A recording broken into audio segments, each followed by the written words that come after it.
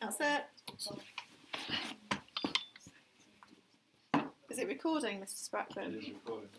See, now I'm going to be really self-conscious because what we're going to be doing is actually recording the presentation so that parents who can't attend can actually still hear and see the presentation. So I've never done this before, so life's a journey, isn't it? It's about learning even when you're 47. So one of the things I wanted to start off with is just sort of contextualise where we are, what is the point in IPACA basically. And the point of IPACA is to make sure that the young people here have the very best quality of education, that they have fun whilst they're doing it, that they achieve well, and therefore they go on to have the very best life chances so they can fulfil their dreams and ambitions. And I think it's fair to say that we have some way to go before we achieve that vision. And what we're doing now is making sure that we can achieve it by things like the staff restructuring, the move to Maritime House, so that obviously we're not sitting in a tired old building with things falling off the walls, that we'll have state-of-the-art facilities. And importantly, the approach to education is one that engages the young people, that they see a point to it, and that it really just have fun in learning, because that is the best way of getting good examination results. There are other ways of getting good examination results, but in order to get learning really, really profoundly embedded in a person, it's very important that they have a vested interest, that they are part of the process, so that it's not something that's done to them, but something that they feel they belong to. So, where we've come to with this is from very, very good research. So the original vision for IPACA, I believe, is about 12 years ago or more now, and it was the head teachers on the island and various people who said, actually, let's change things, let's develop, and let's move things on. And of course, it's taken a very good long time to get to the point where we are today, where we're on the verge of moving to Maritime House and fulfilling that vision. And so the young people in front of us here are really, really fortunate to be in IPACA at this point in time, because they are going to reap the benefits of all of the work that's gone in so far.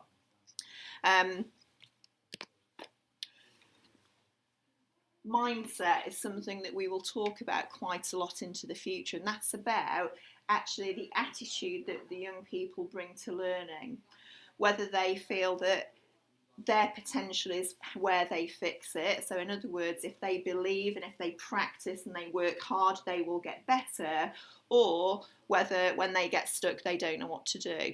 Now, what we're all about is making sure that the children become really effective learners. So basically, when they get to a GCSE exam or in their lives, they get to a point where they don't know what to do, they will actually know what to do in those moments where they get stuck, because that's true learning. And it's also all about educating individuals, making sure that your child, these young people, are not just one of many. They're not year 8 and all of year 8 do this and all of year 8 choose their options at a particular point, but each and every one of them is different. Each and every one of them will have different dreams and ambitions. Each and every one of them will have their strengths, and every one of them will have their areas that they find difficult. And that's natural and that's right. So we want them to be able to celebrate who they are, and we want the staff here to know them well, because in knowing them well, we can effectively help them to be the good learners that we want to be and achieve their ambitions. And so if we look around the room today, we've got the young people with us. No two are the same. I could embarrass them and get them to stand side by side at the front. I'm not going to do that.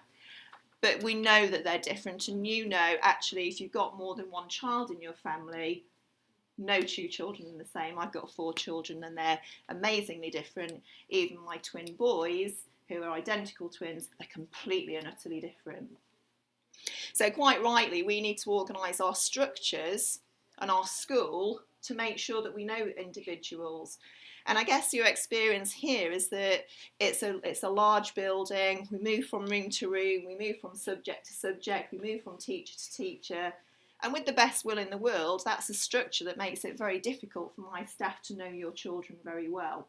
So part of the restructuring is about that, making sure that in the future the children are working with teams of teachers who do know them well so that they can support them on their learning journey.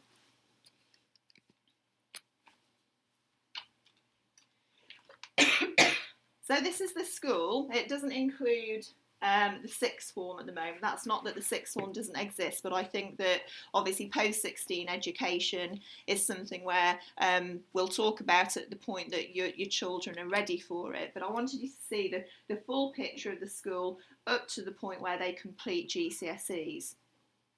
So our discovery phase, which will be nursery to year 4, will be spread across Osprey Quay and Maritime House. So any of you who have friends with younger children or who have younger children in the family, they will be in one of those 2 locations. And in our first year of opening, the children who are already at Southwell will move to Maritime House, and the children who are at Osprey Quay at the moment will remain at Osprey Quay.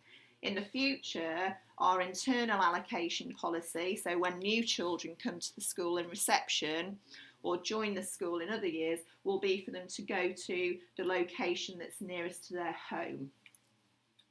And children will transition from discovery, and we've got our new head of discovery with us today, Jackie Thomas, and her team will make a decision with you as parents, if your children were at that age, as to when they were ready to move on to gateway learning. So you can see that we're saying approximately around the end of year 4, but for some children that might be earlier, and for some children that might be later. So we know a school year means that children who are born a day apart can be in 2 different year groups, and that doesn't make any sense for learning. What makes most sense for learning is that children progress when they're ready. So a joint decision between Mrs. Thomas and her team and parents will mean that the children transition into one of the 3 schools.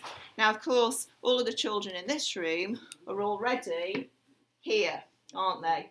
So they're already at this stage. So part of the move to Maritime House will be between now and Easter. We will be looking at all of the information we hold on the children in the room and all of the children in the school, and we will be allocating them to one of the 3 schools.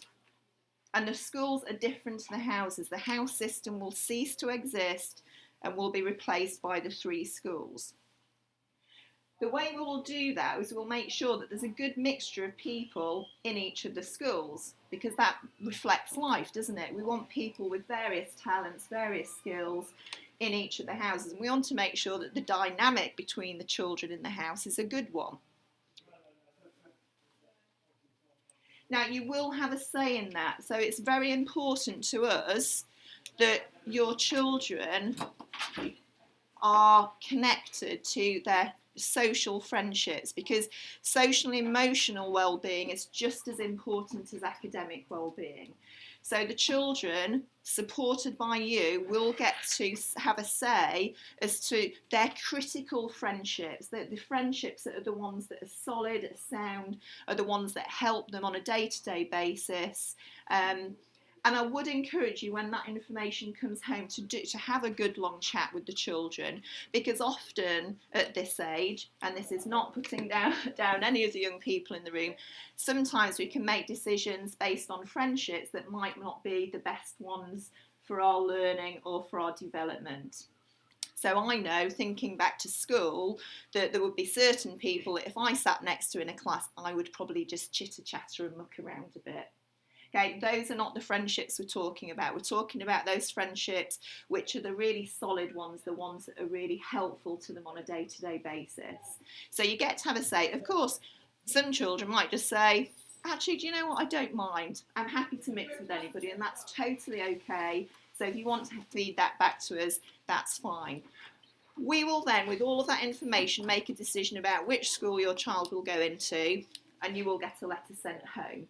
But there'll still be a bit of opportunity at that point, if you think there's any concerns around that, to actually contact us back. We want to make sure that before September, and actually before the summer term, that we have made the best decision for the children. Now, of course, at some point in the future, there may be an exceptional reason why a child would move from school to school. Now, that exceptional reason would be truly exceptional. It wouldn't just be, oh, actually, I've fallen out with Jackie and therefore I'm going to move schools. It would be something a little bit more than that. So generally speaking, once a child is in the school, they would stay in the school for the time, all the rest of the time until they finish their GCSE level study. And the reason for that is within the schools,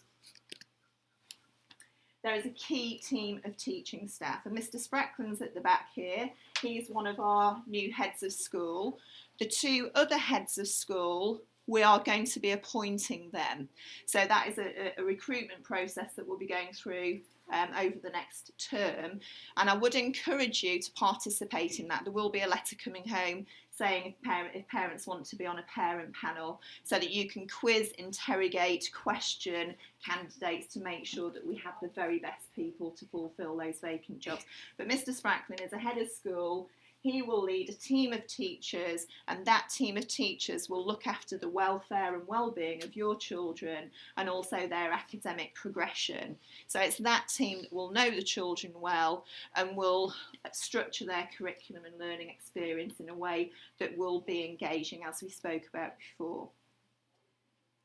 The school facilitator is the person who would have contact with you about issues like attendance.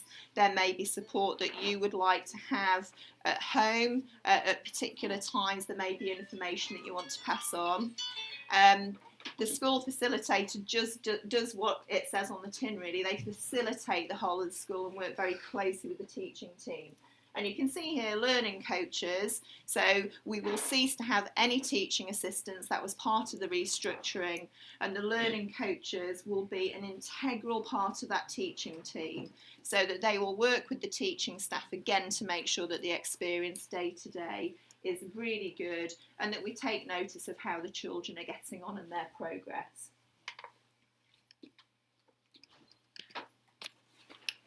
So the curriculum. The curriculum will look and feel and be different to the current curriculum.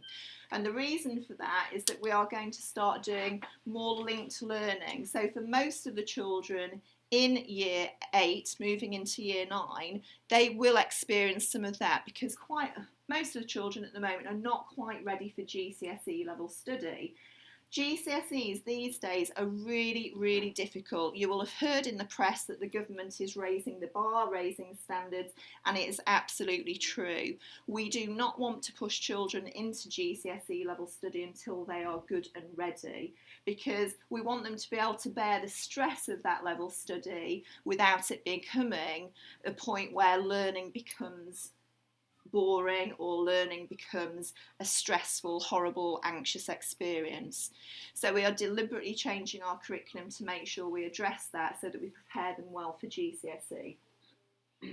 Stage not age is what we mentioned before, which is about the children progressing when they're ready. It is not about holding people back, and it is not about pushing children forward.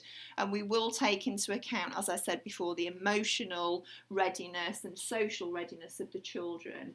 So as staff, we will take all of those different factors into account. Children will never be in a situation where they are completely out of their peer group. So things like break and lunch times, even if children are in different schools, they'll still get to associate with their friends who are in the different schools, and that is important to us. Now the new GCSEs, as I've said, are difficult, and the range of GCSEs that we will offer will be just the same really as any other state school. And the reason for that is because we need to make sure that when our children go out into the big wide world, they're competitive with children from any other educational establishment. So they need to be able to compete for education, for apprenticeships, for training places, for work. So that they need to have a suite of qualifications and experience that will stand them in good stead. So we will offer the traditional range of GCSEs, but we are developing very close contact and relationships with local businesses so we can capitalise on what makes Portland a unique place. So I've had meetings with the National Sailing Academy so that we can increase and improve our outdoor education and facilities and experience. And I've had meetings with local businesses so that we can connect in what makes with what makes children employable. So you may again have heard in the press recently that the head of Ofsted, Mr Wilshaw, has criticised schools in Manchester and Liverpool, saying they're not preparing children for the world of work. We are addressing that in the new curriculum that we're offering because we want our children to be employable, because what the employers tell me is that children can leave school with qualifications. That does not necessarily mean that when they step into the workplace they are good work colleagues, so that there's still work to be done. We want our children to be able to step into the workplace ready for experience of being able to collaborate, to be able to continue learning with all of those skills above and beyond the GCSEs. Now, the what and the when is obviously individual to each student, and we will have traditional GCSE pathways, and we will also have vocational qualifications. So the vocational qualifications may be more suitable for some children just because it will suit their style of learning. They are no lesser qualification than the GCSEs, and that's very important as parents to know that when it comes to choosing qualifications, whether it says a vocational or GCSE, they are equally difficult. It's just a different style of learning, and it's what we do to make sure that our education fits each individual child. Now, Maritime House, I don't know if did anybody take part in the parent tours of Maritime House? So we wore our hard hats and our hobnail boots and our high visibility jackets, and it is still a work site, so people saw it in evolution. We'll be running more parent opportunities to visit Maritime House after Easter, and it is on schedule. So despite what some of you may read on social media, it is absolutely on schedule, and we will have a phased handover in the summer term. So part of our planning for the transition and the move to Maritime House will be making sure that the school teams, that's the teachers and the children, will be able to go up to Maritime House and work in the new areas in the summer term, so that by September they're good and ready and they know where to go, and they also know important things like where you get food and where you go to the toilet and where you have break and things like that. Maritime House, I'm going to keep any questions about that because some of you may have questions about the specifics around that later, but it is a really well thought out design, and it's a design which really fits with our approach to education, so about knowing the children well and offering learning spaces which connect with engaging learning.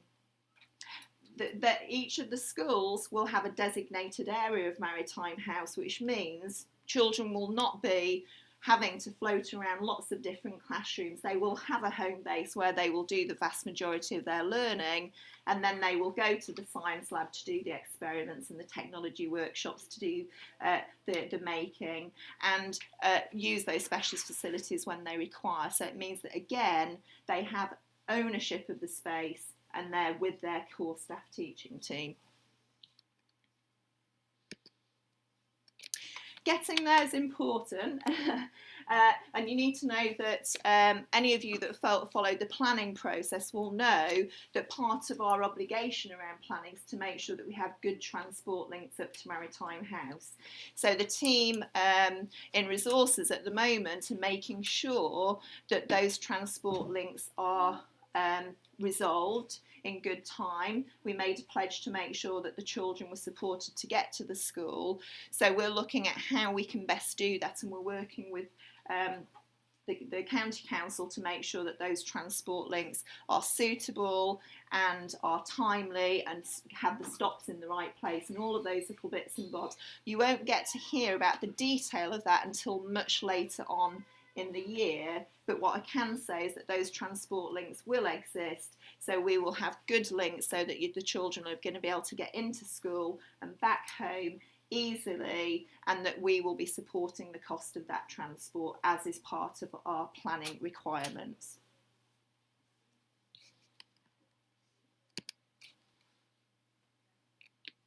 Now, I've talked a bit about preparation already and making sure that in the summer term the children get to go to Maritime House. You will also be invited to events up there. We'll hold events in the summer term and later on in the summer term so that you as families can come and celebrate the new places with us and know where to go as parents, so that when you come on to Parents' Evenings in the future, you will know where to go, which doors to access, etc.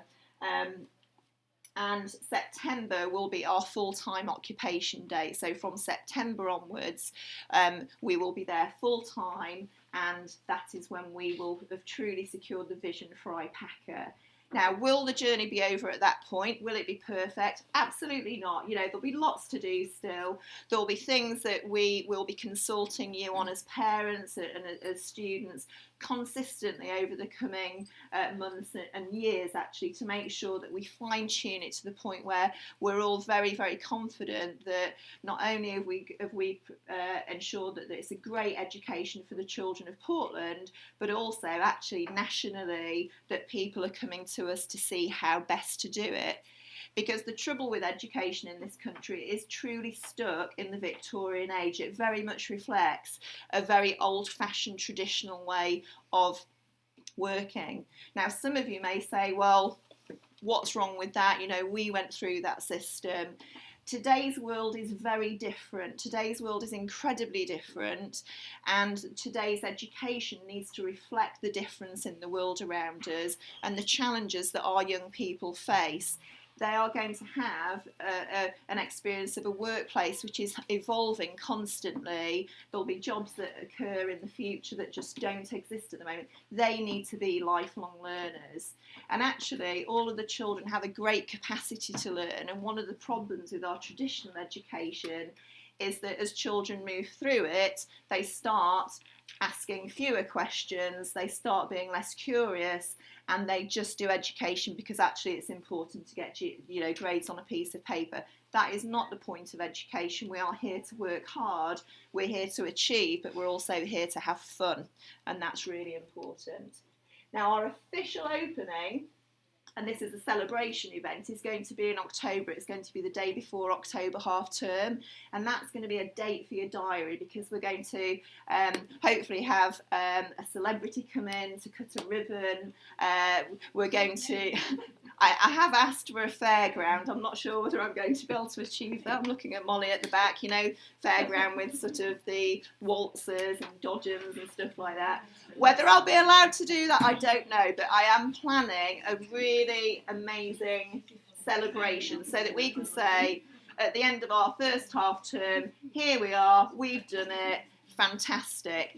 But equally, we're also going to celebrate the fact that the schools, obviously this school building is tired, it is old, but we're also going to celebrate all of the other schools that have been in existence. And so one of the things that I know that Mr. Spracklin is planning at the moment is one of the projects that we're potentially going to do in the summer is actually looking at all of the schools that were originally came together as part of IPACA, celebrating that journey, recognising actually all of the work that happened prior to the point where we celebrate in October that final point in the journey, and also that we have an opportunity to just say goodbye to this building and hand the keys back to Dorset.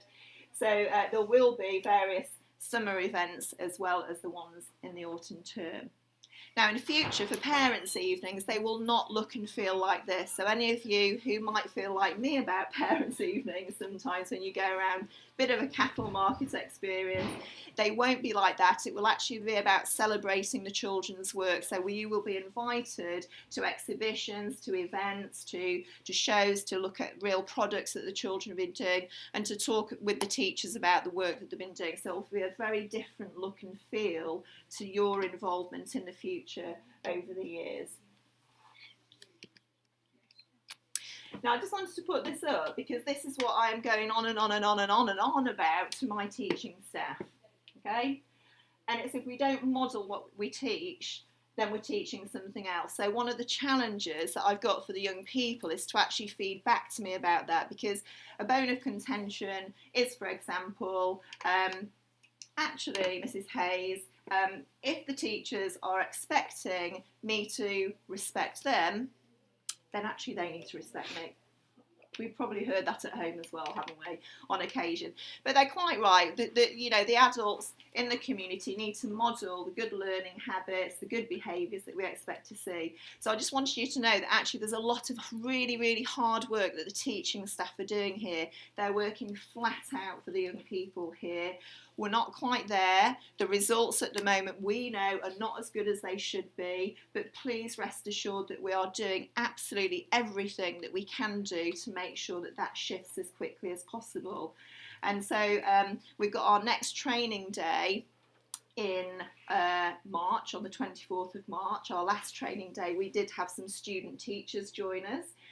So the teachers were learning, and students came along to teach the teachers. So any of you young people in the room, if you'd like experience of being a teacher, it's not easy, I will say, then please obviously volunteer to come along that day. You might also see them getting wet because it's down at the National Sailing Academy.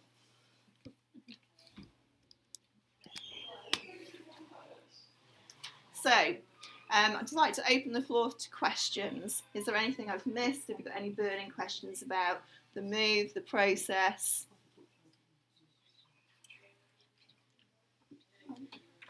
No?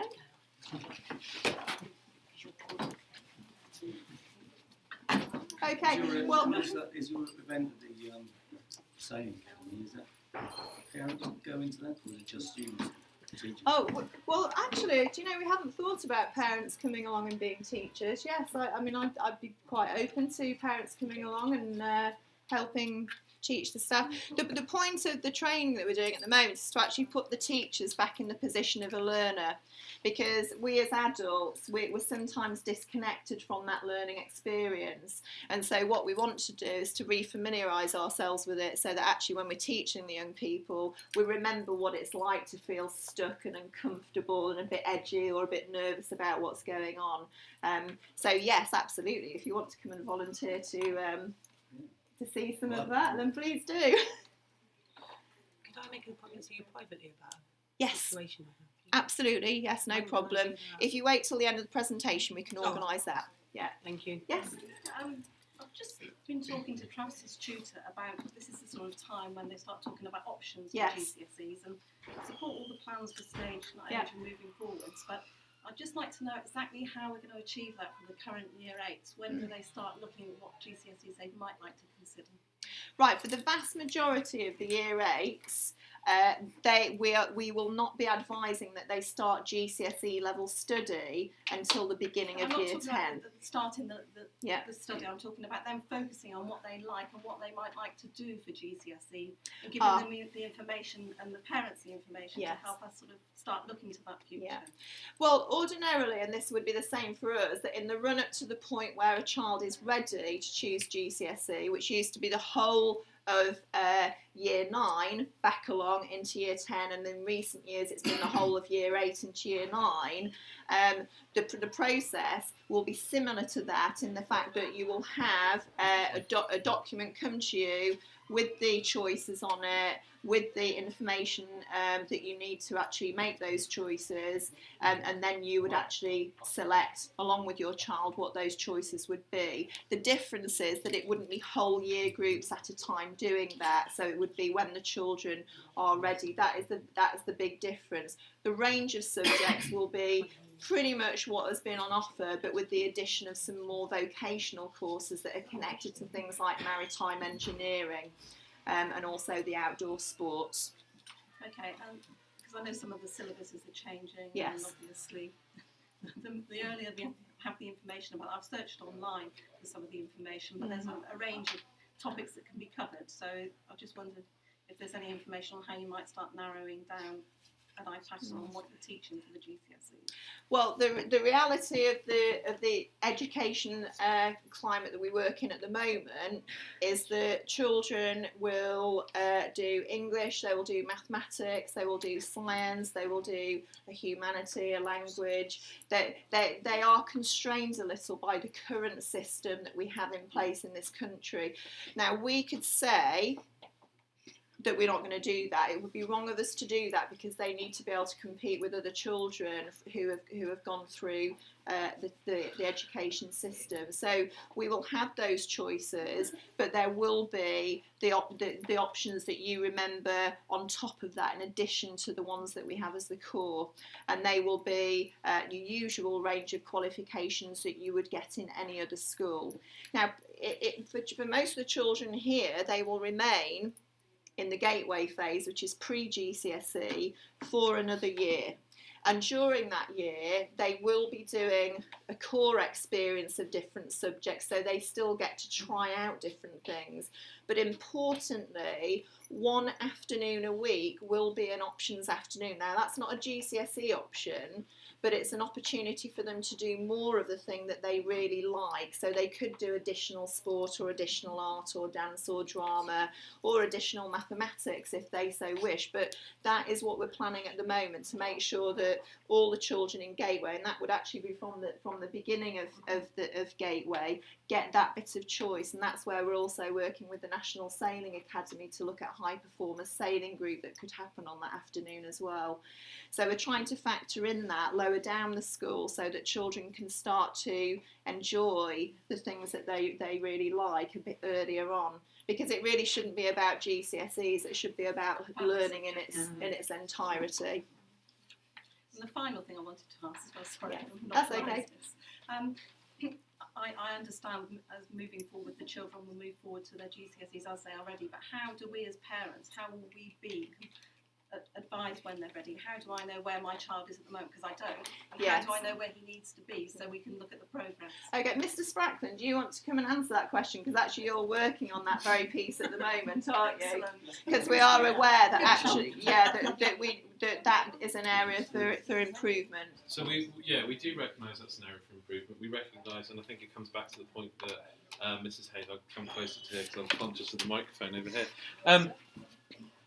The point that Mrs. Hayes talked about earlier on, we don't want you to have to wait.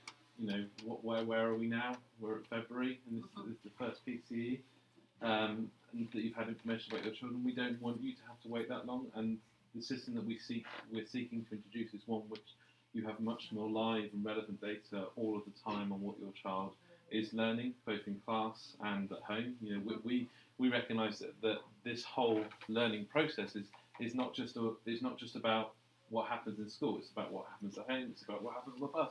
It's about what happens in their life generally. And we want to capture that. We want to use it. We want to work together and build those much stronger relationships. So this assessment system that we're looking to introduce is one in which we relate the children's learning to age-related expectations. So you'll have a really clear idea of exactly where your child is, and not only exactly where they are, but what you can do to help move your child forward, and what they can do to help move themselves forward.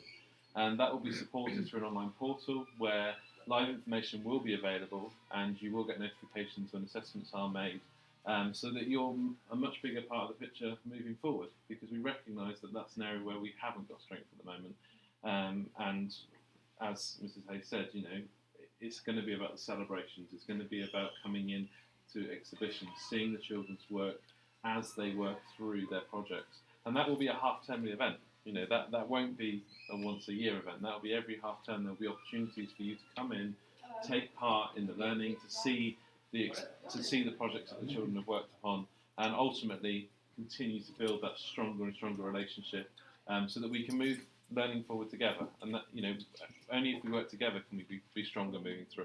And when do you see the new assessment process coming in? September. Oh, right. Yeah, so the plan is to trial it in the summer and then introduce it fully in September. That's exactly the sort of thing I was. Yeah. And then the other thing is that the teachers at the moment are looking at improving their marking. And I don't know if any of the children have noticed the pink and the green that is happening in the books. And one of the things that we will also be doing is book home weeks or book home weekends, so that all the books will go home to you as a parent, so that you can also see the feedback that the children are getting. Because really, in an ideal world, we want to get to a place where we don't need to send that annual report home, because you've got live information, Indeed. you've got all Yes. the information. At-risk On a week-by-week reports are basis. historical, aren't they? So, yeah. Absolutely. Okay. You got any other questions? Yes. Well, when the house groups are gone, what's going to happen to the ties? That's Really a good really question. awesome question. Yeah, a really awesome question. Now, the ties, we do need to make we need to make a decision about the school names, because they're school ABC 1, 2, 3, but that will actually go out for a children's competition. So we're going to be asking the children for ideas on that, and without giving too much away, what we will be asking for is for them to research a real live person, somebody who would be able to come into the school and be inspirational. Somebody suggested Bear Grylls to me today. It would be fantastic. Scary guy. Yeah, maybe scary. We could have a scary school. Scary school. So, but the idea being that that the schools will no longer be the 4 house names. Now, I did quite a bit of research into where the 4 house names came from, and that wasn't through consultation. It needs to be the new school names need to be through consultation. We're going to ask the children, and we're going to have real living people as their fellows or patrons of each school. Of course, we will rotate that regularly, probably every 4 to 5 years. That process will be started in the next week. It will be. We Yeah, very want to exciting. work through that. Yeah. And regarding the tie question, because that is critical, one of the things we'll also be asking is, do we want to keep 3 of the 4 current ties, or actually do we want to redesign a brand new tie? Now, if we do that, if we decide to move to different ties, there is a commitment from the governing body to support the cost of the new ties. So as parents, I'm just aware that obviously changing uniform, even if it's just the tie, is a pain, and it's also a financial cost. None of the rest of the uniform will change. But you're quite right, we need to make a decision about the ties, don't we? Yeah. Molly, Will the year 11s wear different ties to us? do you think they should? Yeah.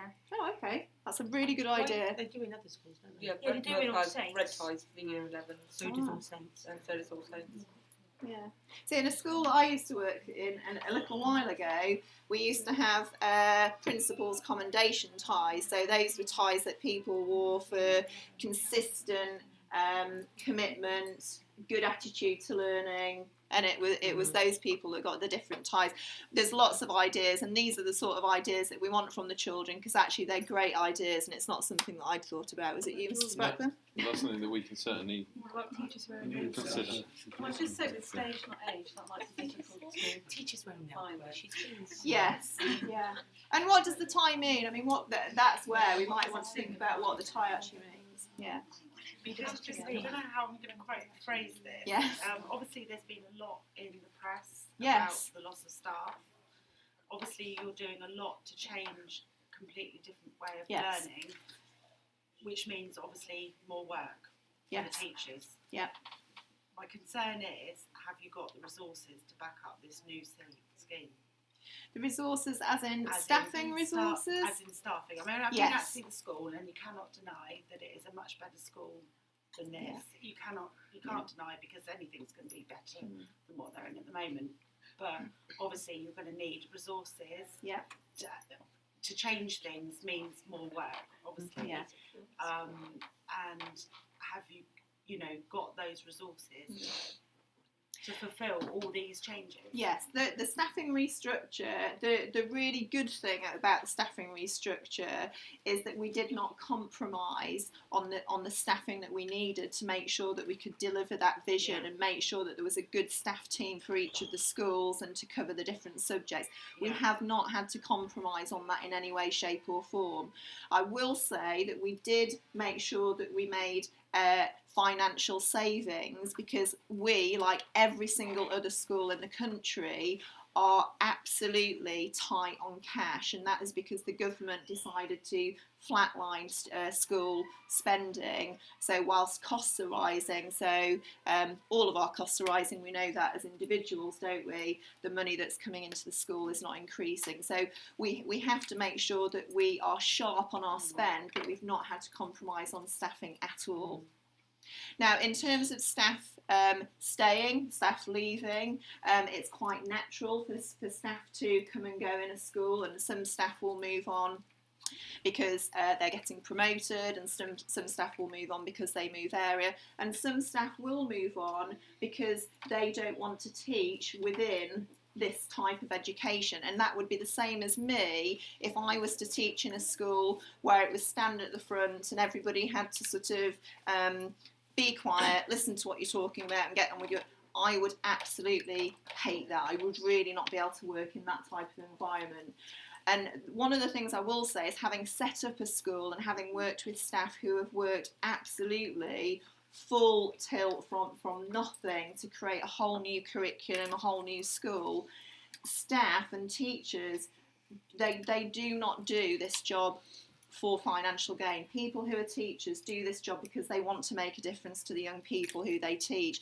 They will go above and beyond. We have got amazing staff here who will put in that little bit extra. And the great thing about this approach and the new approach that we'll be doing is it's just as fun for the teachers as it is for the students. And one of the things that we've been talking about with Scary, who's in these 2 weeks, and I hope some of you will come to the parent training session that we've got on tomorrow night, is that we must have fun every single day. That is our mission. You know, we work hard, we have fun. That is what we're here to do. So, Just got one question. yes. When are they actually taking their options?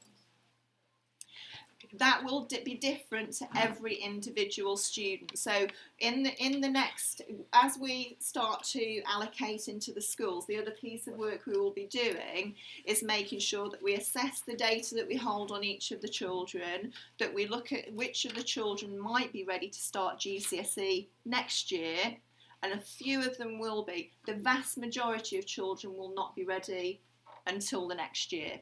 And that is actually, if you remember back to when I was at school, nobody chose options until the beginning of what was year 10. So you have 2 years of GCSE. And they've been saying, are you going to take this subject as GCSE?